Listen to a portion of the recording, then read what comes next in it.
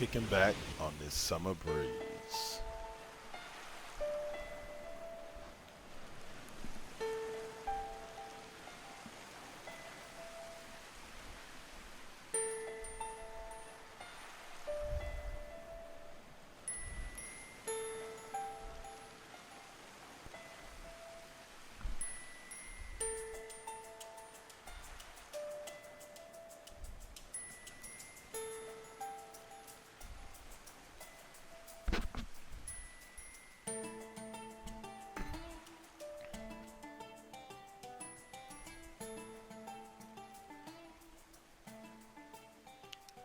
Welcome to Double K's Classroom.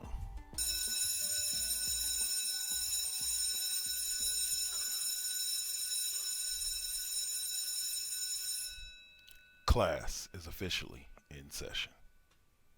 Hey y'all, what's up? It's me, Double KK Double, right here on the 486 Presents Radio Network, bringing you Double K's Classroom. For the first time in a long time, I'm gonna have somebody sitting in the co-host chair with me. You know, normally I speak to the air, talk to the screen, whatever you want to say. But this time I got the one, the only Mr. Marty here with me. How you doing, brother? I'm doing great. Thanks for having me. No problem, no problem. Like I like to say, or one of my heroes when it comes to this type of stuff, Stephen A. Smith, as much as people hate him, I don't care. The man's good at what he does. Always says, for subjects that I am not too familiar with, I like to lean on the knowledge of others. And my friend Marty here has always been one that has known a lot about sports in general, and then especially about hockey. I've always leaned on his knowledge as far as a lot of that goes. But today we're going to take a look at those NHL Power Rankings. Now, unfortunately, I would love to focus in on, my local team, my San Jose Sharks, but they ain't there yet. They ain't ready to be up at that level where they in that top of that power ranking. So let's take a look at some of the teams that are sitting there right now. Let's see. All right. So go away. Nope, go away. There we go. All right. So we have top five that consist of the Avalanche, the Panthers, the Capitals, the Hurricane, and the Lightning. These are five teams that, well, for me, consistently throughout my lifetime, I've seen Colorado as a damn good team, dating back to the days of Patrick Roy and them boys. So this, to me, is kind of a resurgence back to that late 90s. How you feeling about Colorado in that top spot? I mean, I think they've been the most consistent team in the Western Conference so far. I mean, other than Colorado, I mean, you've got the Vegas Golden Knights that are there as well. But I mean, it's surprising that there you go. You got to they're currently in the sixth spot for the for the power rankings. I mean, Colorado's got a fantastic team. I mean, they've got they're getting good games from Phil Kessel. I mean, they've got Gabriel Landeskog. That kid has been consistently a force to be reckoned with for scoring for since he's come into the league. And then you also got Nathan McKinnon. You've got Mikko Rantanen. I mean, just those guys in general, I think are some of the top, players in the Western Conference right now. And I mean, they're showing it night in, night out. Now, is this one of those teams that I'll use, once again, using my hometown team, the Sharks from about what was that, like 2010 or 2012 when they won the President's Trophy and just kind of fell apart, come playoff time. Yeah. So what's funny is that there's a lot of superstition when it comes to that President's Trophy. A lot of people, a lot of fans in general for hockey say that, oh, hey, we don't want our team to win that President's Trophy because there's always seemed to have something happen in the first round of the playoffs, like either a team gets bounced out or whatever. And I don't know if it was this last year or maybe a year, 2 years back. There was an Eastern Conference team. I want to say it was either the Tampa Bay Lightning or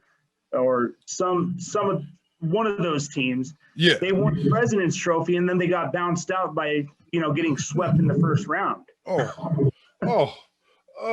Like that hurts your feelings right there. Right. Oh man. Well, I can say this. I've never known Colorado to be a one and done type squad. No. When they have gotten there. They've always been competitive. So I can see this team at minimum making it out of the first round. Without knowing much based on pure heritage, but yeah, you're right. Those guys that come in with that President's Trophy with that, it just seems to be a jinx. Right. It's almost like being an 11 seed or being a 5 seed facing that 11 in the NCAA tournament. You know what I'm saying? They just don't have good luck there, like for some odd reason. Exactly. So, but we'll see. Maybe Colorado can break that trend. Maybe they can get all the way to the finals. All right. So we'll take a look, kind of like you're saying, outside of that top 10. I like Tampa Bay. Yes. I definitely think they have a strong squad. I don't think they're built too well for the regular season in the sense that I don't see them coming out and being one of those top 3 teams that's going to be competing for the President's Trophy. But I do see them as a team that's going to make some serious noise in the playoffs. Mm-hmm. I like me some Tampa Bay. But once again, we'll see where they go from there. Vegas. Boo. Sorry, man. No, actually, I can honestly say this just in an overall about it. This team has been good from the time that they dropped their first puck. And it's really amazed me because you don't see expansion teams that are like that very often, where they just come in. I think the last expansion team that really came in and did damage, in my opinion, was the Jaguars, but it took them a couple of years before they got themselves into the AFC Championship game. Yes. But yeah, Vegas is just one of those teams that, once again, now it says that they were previously ranked 1 and they dropped to 6. So I'm assuming they've recently had a losing streak. If they've recently sat atop and.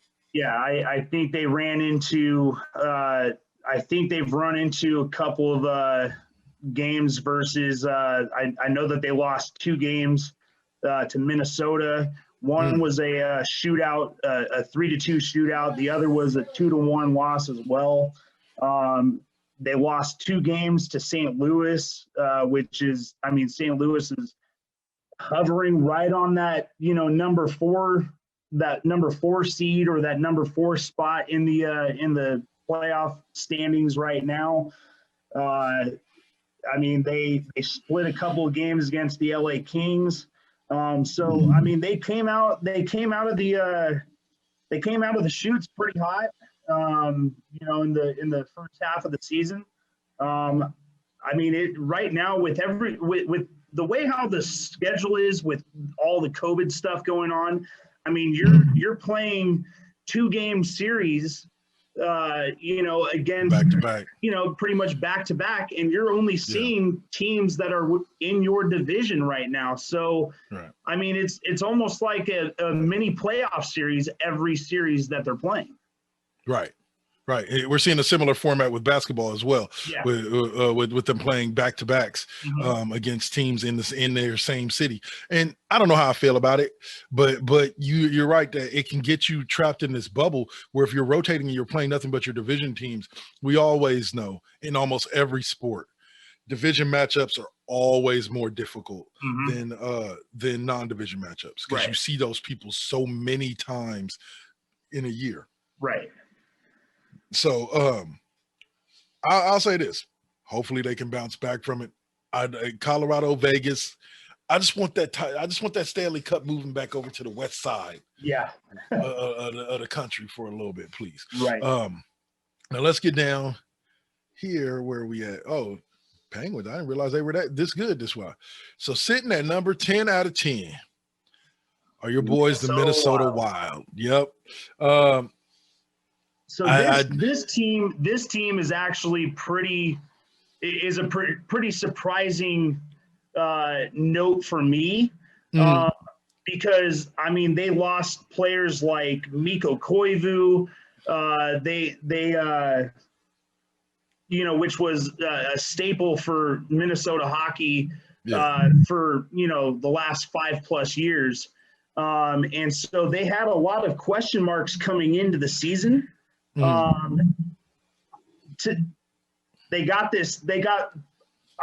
personally think that he could easily be the rookie of the year, Kirill Kaprizov. Okay. He scored 16 goals so far.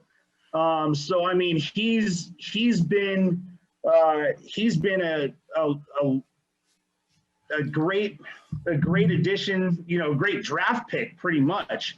You're getting scoring from Kevin Fiala, good games from Joel Eriksson Ek. You get night in, night out, great games from Marcus Foligno. You get good games from Victor Rask. I could go down the list. And I mean, to be honest with you, their goaltenders right now, they got Cam Talbot that they got from, I believe, Calgary. Okay. He came in, he dealt with some COVID issues and stuff like that, missing some games because of COVID.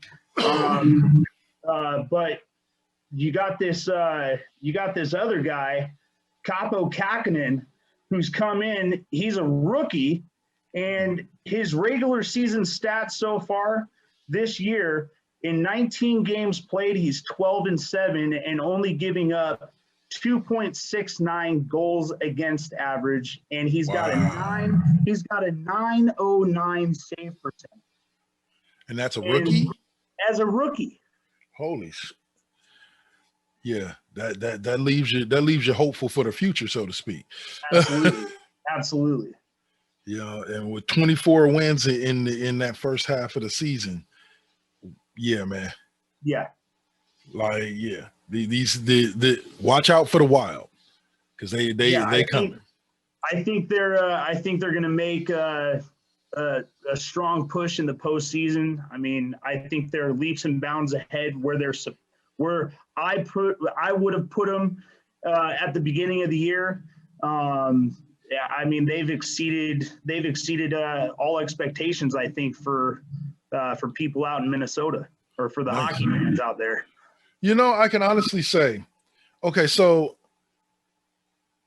the Dallas Stars became the Minnesota Wild, yes? Or was it vice versa? So it's the other way around. So the Minnesota North Stars were actually the original team in Minnesota. Okay. And from what a lot of people say out in Minnesota is that they feel that they lost the Minnesota North Stars because they couldn't. They had attendance issues for games and stuff like that, and so it was almost like kind of like what the Baltimore Colts did, where they just up and left overnight.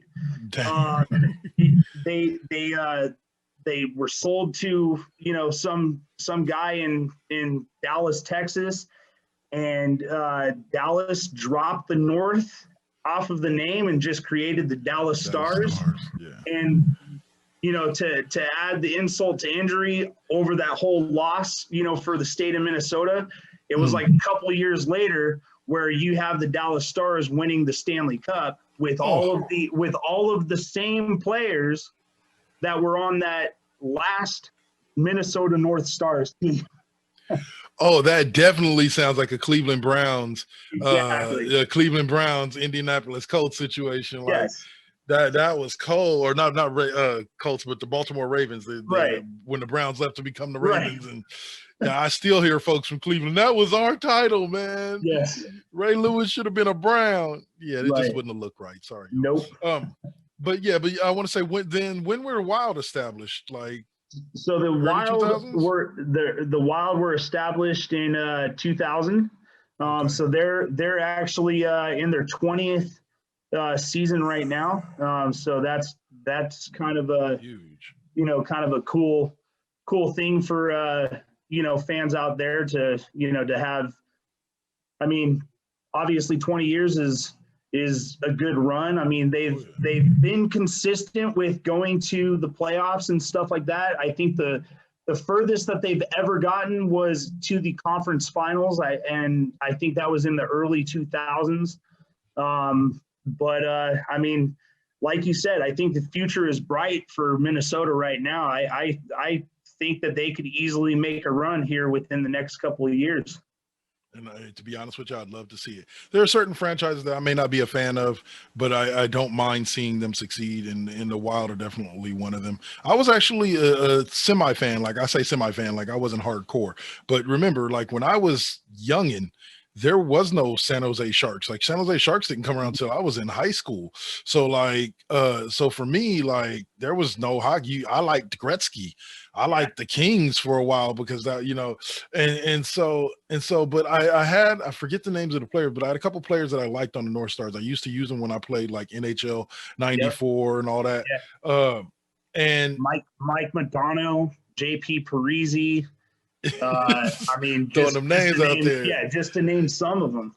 Yeah, and so like it's Minnesota is one of those franchises. Like it's like I'll be honest with you, it's like with the Twins. Like I wouldn't be mad. Like when Kirby Puckett and all them boys made it to the World Series, I was like, let's go. Like I hope y'all win. And so I just have this fondness. Even though I've never been there, I just always have this fondness for Minnesota sports teams. Like everything except for the Vikings. I have to say fuck the Vikings. Like, but yeah, I mean, I've had the opportunity of going out to Minnesota a couple of times over the last couple of years to see some hockey games there, and I mean it's night and day comparison to what you get to see out here in San Jose and whatnot. So it's some real cool atmospheres that go on in Minnesota. Awesome. All right, I told you, you move out there, man. I'll make the trip out. Go to a game. Yeah, right. You know, sure. I ain't never been to cold, I'm not trying to, be racial or anything, but my people don't do too well in that cold, man. That ice, that snow, nah, man. And I'm not ashamed to admit it. But all right, so we'll wind down with this and kind of give it a 2-minute talk real quick. San Jose Sharks. I to be honest with you, I don't even know if they're gonna make the playoffs this year. Like they're hovering around 500, but they're just jettisoning everybody. I'm beginning to wonder if the management has kind of gone into full rebuild mode. Like they're just trying to start over. Yeah, I mean, I think it's safe to say that. I mean, you still got a pretty solid core there. I mean, you've got Evander Kane, Logan Couture is still there. You got Tomas Hertl. So you've got a pretty strong core. I think, there's the games that they'll have really good nights defensively. They'll get good, performances from either, Devin Dubnyk or Martin Jones. Yeah. But the goaltending, it's just so inconsistent every given night. I mean, you could have a couple of games where they're doing well, and then you'll have a couple of games, back to back where they're just not performing. Yep. So I mean, obviously, the record kind of speaks to it. A lot of my friends that are big Sharks fans, I mean, they're okay with the Sharks being 18-18 right now. Yeah. I think the Sharks have obviously given their fans so much over the last 20 years. Yeah. And now having a little lull, I mean, it is. I'll take a little lull if they're gonna put on another run for going to playoffs 10 years straight down the road. And that's where I'm at with it. Like it's kind of like with the Warriors. Like everybody's like, oh, the Warriors suck now. But for me, I'm like, okay. Like we just got done like on a 7-year run, dominating the league, 50 wins a year, 70 wins 1 year, going to the playoffs every year, reaching the finals 5 straight years in a row. I'm okay with sucking for a little bit. Yeah, I really am. Shit. For this season, Wiseman just went down. Tank the season. I know they won't do it, but tank the season and get yourself 2 top 5 picks. Add those 2 dudes and set yourself up for the future. Yeah, I mean, and then you got Klay Thompson coming back next year. I mean, you never know what will happen next year. So, all right. So let's wrap this half of the show up. We'll come back on the second half. We'll talk a little baseball. We'll talk a little bit more basketball. Talk that A's 0-6 start to the season that hurt my heart there. Hurts. And we'll go from there. But y'all are listening to Double K's Classroom. I'm here talking hockey with Marty on this 4Aces Presents Radio Network, and we'll be back in about 2-3 minutes after the commercial break, and we'll talk to y'all then. Peace.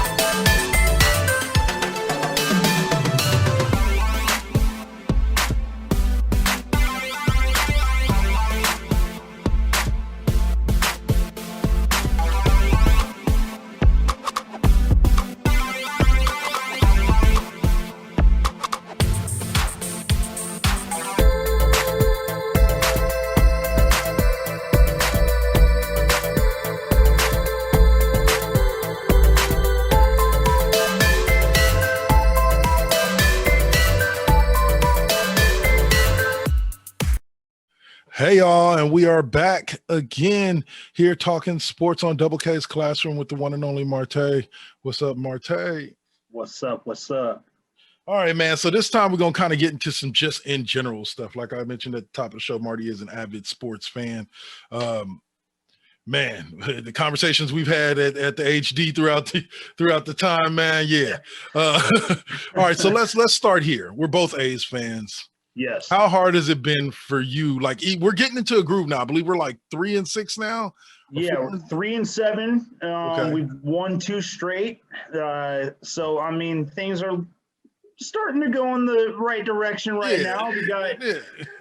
They got a short 2-game series against Arizona in Arizona starting tonight. Which, I mean, Arizona, they're inconsistent. Yeah. You know, so I mean, it's a very, very winnable short little series. Yep. But I mean, what's weird is just, you know, when you look at the team's roster on paper, Mm-hmm. I mean, with, you know, obviously you got, you know, Ramon Laureano, you got, you know, Chapman, Olsen, you got Pinder that's still there, you got Canna that's still there. You got the young guys, you know, you got the young guys like Murphy, Seth Brown, that's Allen. You know, getting some, you know, playing time now and everything. I mean, on paper, this team doesn't really look all that bad. Yep. But that first series going up against the Astros and then the Dodgers, that right there. Oh, that was a death start. Yeah. That was definitely a murderer's row. Like I looked back at that and I'm like, well, okay, I'll be honest with you. The only thing that upset me about it was the fact that 4 of those 6 losses came to Houston. Like, you know what I'm saying? Like, that's the only thing that truly upset me about it. I'm not upset. I wasn't upset about the 0-6 start because it's like, you know what? Maybe they just need to get their groove behind them. Because I believe Chapman went out halfway through last season and was out for the rest of the season. So he hasn't played baseball for close to a year. You know what I'm saying? I was like, okay, everybody's got to get back into their groove. Unfortunately, these pitchers, man, are not turning out to be They're not. Like, I love Luzardo, and trust me, on MLB Yes. 20 and MLB 18, he's a beast in the game. But unfortunately, that's not translating the same way to him in real life, because I would say we got a great start out of him his last start. Yes. We definitely got a great start out of him his last start. So he's trending in the right direction. Puke being on the disabled list, Rosenthal being on the disabled list, I think is killing the pitching staff. Yeah, I mean, you got Mike Fiers that's on the injured list right now as well. From what I understand, he might be a couple of days out until he gets his first start on the year. I think it might be either late this week or maybe early next week when we get to see Mike Fiers on the mound. You know, he's a workhorse. I mean, so, you know, I think getting him is gonna help out a lot. I mean, the surprising thing for me is Chris Bassett, 0-2 with a 5.56 ERA. Last year, I mean, he was the workhorse of the starting rotation. I believe he got the start in game 1 of the playoff series. Yes. Like, this has always baffled me with the A's. I genuinely believe since 89, since 90. 90 was the last year that the A's made it to the World Series, because people forget that 89 World Series came in the middle of a three-peat of making it to the World Series. And it's just one of those, since 90, I feel like the A's have put multiple teams on paper that should have either came close to winning World Series or won World Series, but they can't seem to get out of the divisional round. Or like that team with Leicester that lost in that wild card game. I'm like, how? To me, that year, 2014 was a freak of nature kind of a year, because we came out of the chutes that year just on fire, and it wasn't your same kind of like Oakland A's season feel, where the season that they always, you know, turn on the Jets in the second half of the season and stuff like that. So it's like, but they blew that team up. I think it was either that following year you get rid of Cespedes, Donaldson, Norris, you know, like those guys. Yeah, that was the heart and soul right there. Absolutely. I'm like, when was the last time I thought about that? I was like, look, McGuire, Canseco, the A's have had their fair share, Reggie Jackson, of prolific home run hitters. Since the inception of the home run derby, I don't believe the A's have fared too well, and I don't believe we've had too many people that have won the derby. No, I think Cespedes did it back-to-back years, and that was the last time. Yeah. And so it just blows my mind that they would just be like, all right, dude, bye. You know, like, no, like, okay, look, I got it. Y'all were cheap, but this new dude's supposed to not be cheap, but it still feels like the dude's cheap. Like, you know what I'm saying? I've been defending Billy Beane all these years. Like, it ain't Billy Beane's fault. It's Lou Wolf. Fuck Lou Wolf. Lou Wolf is the reason why all this shit's doing like this. And man, and here we still sitting on. I say every year is Billy Beane, make me a believer. And he's not made me a believer yet. Now, don't get me wrong. I understand the theory behind Moneyball, but I think they've tried to take it a little too far. Like, I think you can only hit so many times on that veteran dude who was kind of injured throughout his career, that's just looking to restart it and get going, like that Scott Brocious type dude. Like, you're not gonna. There aren't a million of them sitting in the minors waiting for their opportunity. Like, you know, so stop trying to build through the draft. Stop trying to find those veteran guys that are just random. Like don't get me wrong. Mitch Moreland, I hated that fool when he played for the Rangers, because he used to tear us up. Yeah, but I don't feel like we're gonna get that Mitch Moreland that was tearing us up in Texas. You know, and so it's just one of those type of things where I'm like, Billy, I get it, but we had some young bucks that if you'd have just been willing to pay them, we'd be kind of like the Dodgers right now. We'd be contending for World Series year in and year out. You know, the the loss that hurt me the most in the offseason was losing Simeon. Yeah. But I mean, granted, you get Elvis Andrews to come in, which I mean that fills the hole in that side of the field. But the bat, you're losing that consistent bat, and I don't think that Andrews is going to be, that consistent. He's not the Elvis Andrews that used to lead the lineup for the Rangers a few years back. Yeah. He's not that guy anymore. But they do have a guy that was like him, and he's younger. They do, or at least, no, they traded him away. I was like, they had Jerkson Profar, who was originally supposed to be Andrews' kind of like understudy, and they let him go, or they traded him somewhere, I believe. I think, I could be mistaken, but I think San Diego has him now. Yeah, I believe so. Yeah. And so it's just, I don't know. Like I said, I don't know what these guys are doing. It's kind of, to be honest with you, part of it is kind of the same thing as what's going on in Golden State right now. Like it just feels like there's a bad bug over the franchise. Like right now, like not like, oh, we're cursed. Like, no, this isn't that we aren't the Cubs. Like we killed that curse already back in 2015. But it just doesn't feel. You got James Wiseman out now. Curry missed a bunch of games this year. Draymond Green missed a bunch. And it feels like last year on repeat, except they're just a little bit more competitive because more of the main pieces are staying. But now you got Wiseman out for the rest of the year. And it's just like I said to you off air, just tank the rest of the season. Mm-hmm.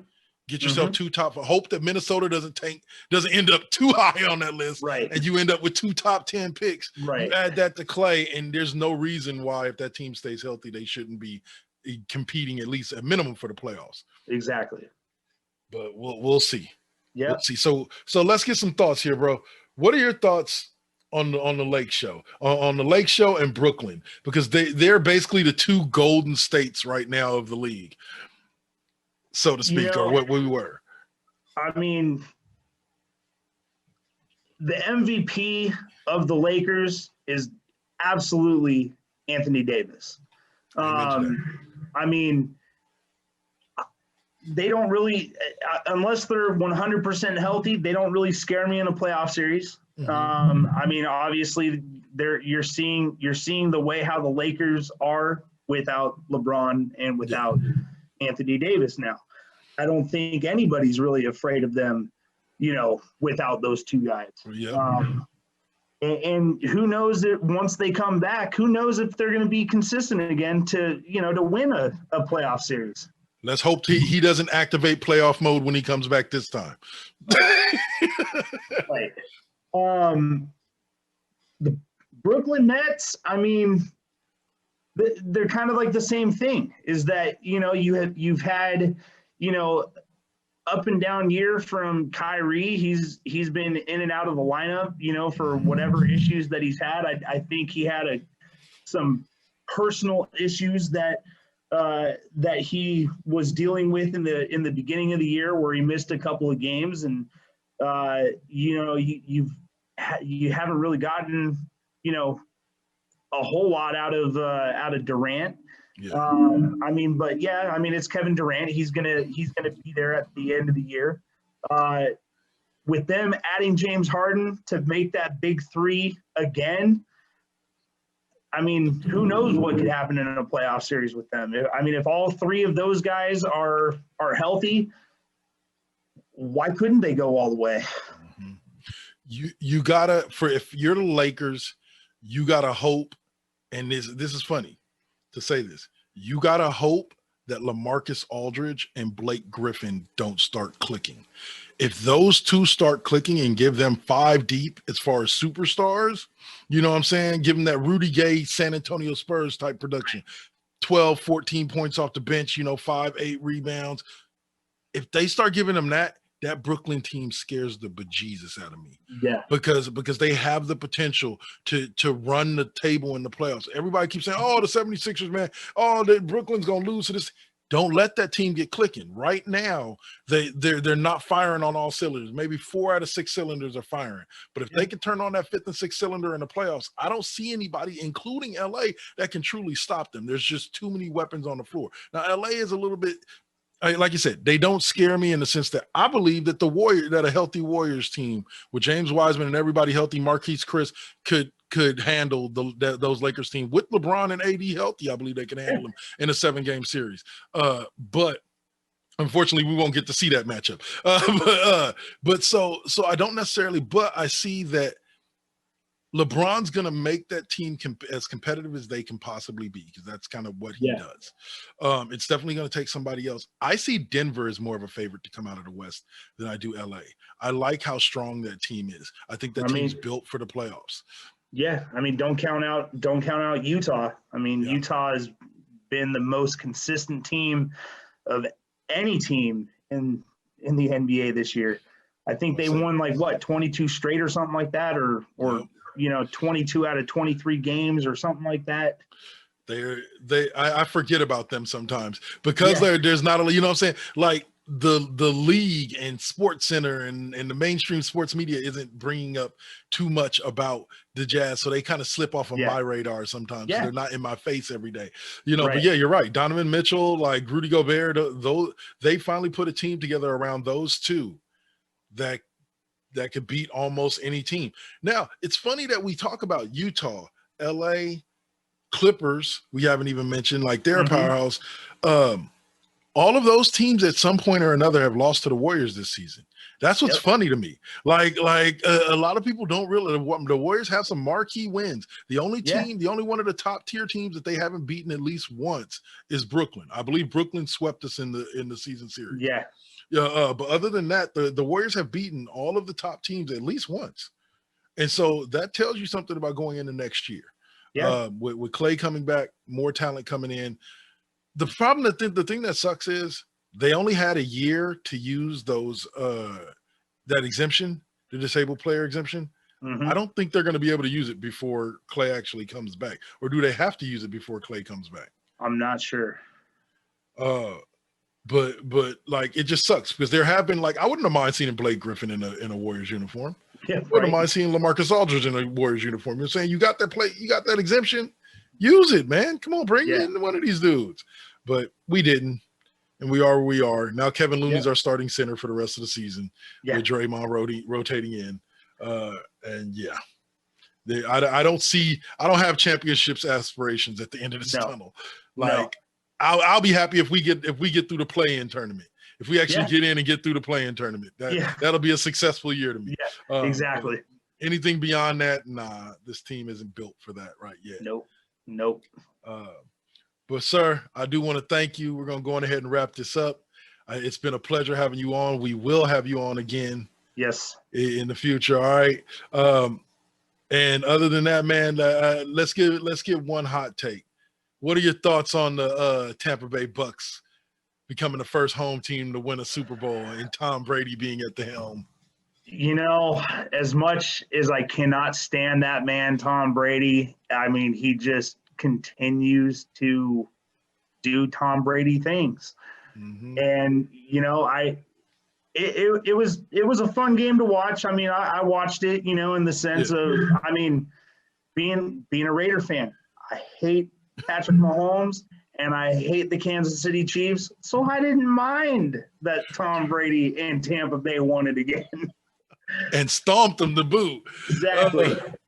Oh man, like I would say that would be probably one of the most conflicting Super Bowls for a Raiders fan like ever. Because on one side you got the Bucks and you got Tom Brady, and on the other side you got the Kansas City Chiefs. It's like, can nobody win? Can the stadium just blow up? Right.